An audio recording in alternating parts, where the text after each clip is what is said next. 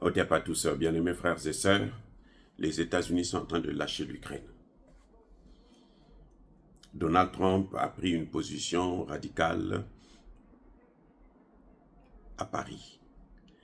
En fait,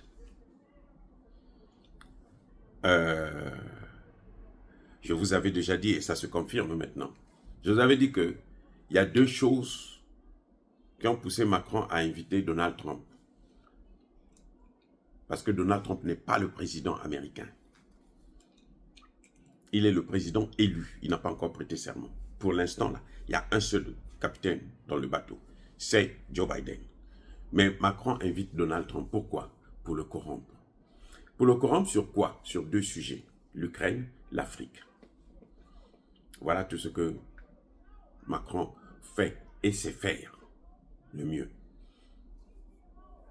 Vous voyez, le problème c'est que maintenant, il est en train de s'accrocher sur du vent.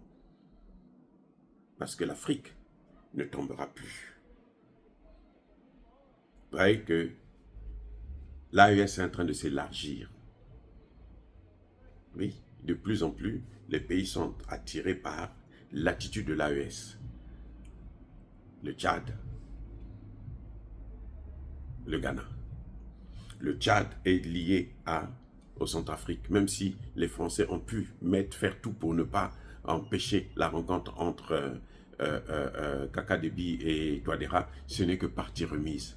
Ils vont se rencontrer et ils vont consolider la coopération sud-sud.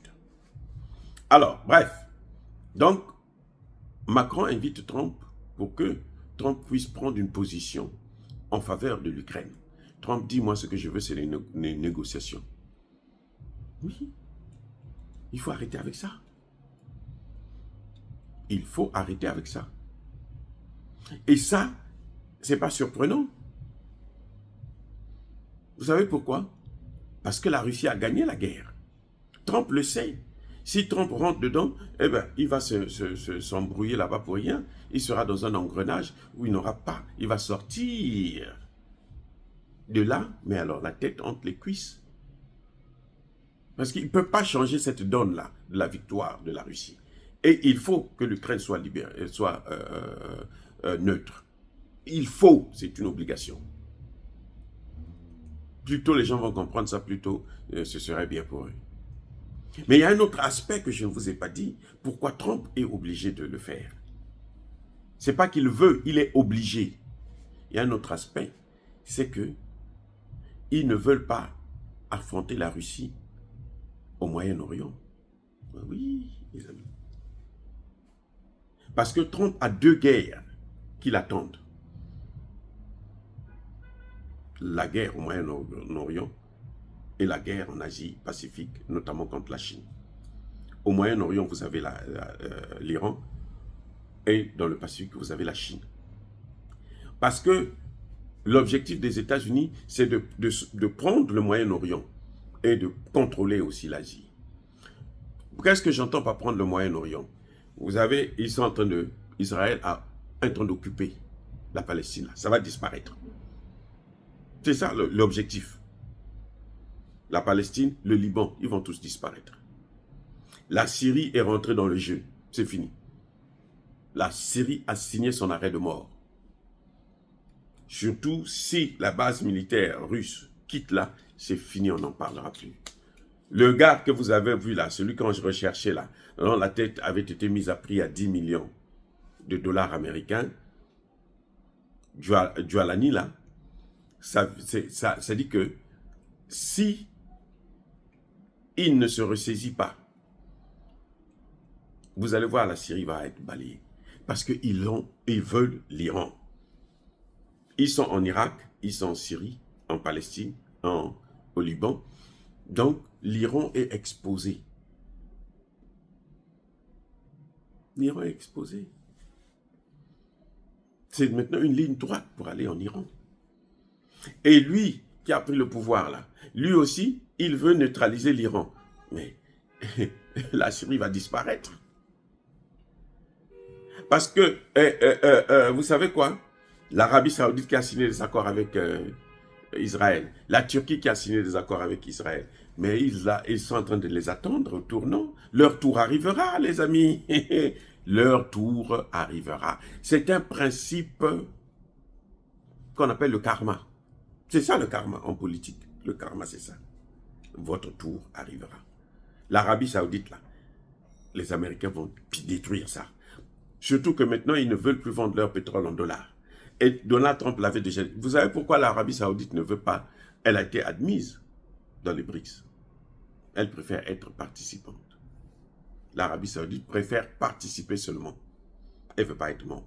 Parce qu'elle a peur des États-Unis. C'est la pression. Donc, mais cette pression-là, c'est jusqu'à quand qu'ils vont tenir? Ils vont faire ça jusqu'à quand? À un moment donné, ils vont venir prendre les décisions eux-mêmes. Le moment venu, ça va prendre des années peut-être, mais le moment venu là, ils vont occuper l'Arabie Saoudite, le Qatar. Les investissements qu'ils sont en train de faire partout dans le monde là, ils vont tout annuler, ils vont tout prendre. C'est-à-dire que les Arabes, leur problème c'est que eux, ils sont complexés devant les Blancs. Parce qu'on leur a dit que, bon, comme vous êtes un peu clair, donc vous êtes sur les Blancs ont dit non, vous n'êtes pas des Blancs, vous êtes des Arabes, des Beurs. Et eux, ils sont complexés. C'est pour ça qu'ils s'acharnent. Maintenant, eux, ils s'acharnent sur les Noirs. Vous voyez les Libanais qui veulent maintenant prendre l'Afrique, comme ils ont fait avec l'Égypte, la Libye et autres. Mais cette fois-ci, là, les dirigeants africains qui sont en train de les laisser passer là, qu'ils sachent que nous sommes en train de les voir. Peut-être que pour l'instant, nous n'avons pas les moyens. Mais le moment venu, nous allons les traîner en justice. Il faut qu'ils payent ce qu'ils sont en train de faire.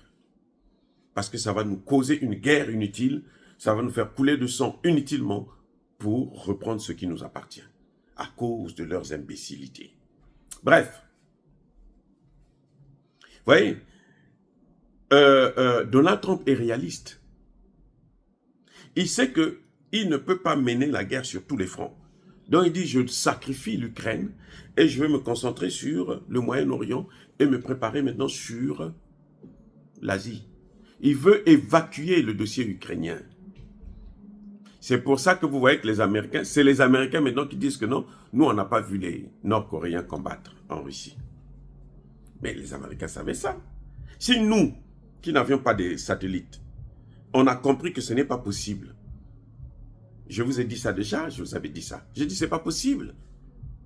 La Russie a déjà gagné la guerre. Pourquoi elle va aller s'emmerder à prendre encore des Nord-Coréens pour venir l'aider? Elle a déjà gagné. C'est un prétexte pour lâcher Zelensky. Et si Zelensky ne comprend pas très tôt pour négocier avec Poutine, parce qu'il y a eu plusieurs étapes de négociation qui ont été bloquées par les Occidentaux. S'il ne le comprend pas, ben il comprendra ça à ses dépens. Il payera ça, le prix cher. Malheureusement, c'est la population qui va payer, ce n'est pas lui. La reconstruction de l'Ukraine vaut 700 milliards de dollars. Ils vont voir ça où? L'Ukraine est un pays endetté. Donc pendant au moins 20 ans, l'Ukraine sera une colonie des États-Unis. Oh, les Américains, ils sont bons. Ils sont bons, ils sont bons. Même là, je suis large, je suis gentil pour dire 20 ans. Vous avez pendant au moins 100 ans. L'Europe, là, vient de terminer la dette. Hein. Le plan Marshall, l'Europe. Ils viennent à peine de terminer la dette, il n'y a même pas 10 ans. Mais vous croyez que Zelensky, c'est gratuit? Non, ils vont payer ça. Et comme ils sont tellement corrompus et pauvres, ben, ils en auront au moins pour 100 ans. Les gars, soyez bénis, abondamment bénis par le Dieu des Kémites et par nos ancêtres angélisés. Mais que tous ceux qui persécutent le continent africain, le pillent, le déstabilisent, qu'ils soient noirs, blancs, chinois, arabes, juifs, indiens, qui qu'ils soient punis, maudits, foudroyés, neutralisés, écrasés, effacés par le Dieu des Kémites et par nos ancêtres angélisés. Vive l'Afrique éternelle, j'ai dit et j'assume.